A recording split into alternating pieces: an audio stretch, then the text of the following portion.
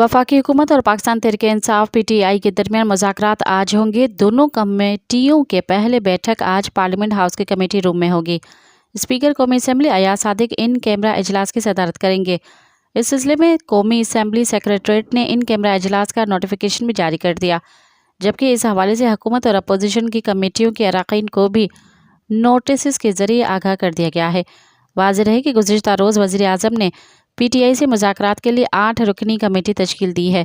Committee में नायब वज़ीर आज़म इसहाक डार, राना सनाउल्लाह, सीनियर इरफान सिद्दीकी, राजा परवेज़ अशरफ, सैयद नवीद कमर, खालिद मकबूल सिद्दीकी, अब्दुल अलीम खान और चौधरी सालक हुसैन शामिल हैं। चेयरमैन PTI बैरिस्टर गौहर ने हुकूमत की जानिब से मुज़ाकराती कमेटी की तश्कील का खैर मकदम किया था। मज़ीद ख़बरन ऐं तफ़सीलात लाइ विज़िट कयो असांजी वेबसाइट www.awamiNewsHD.com ऐं ॾिसंदा रहो अवामी न्यूज़ HD।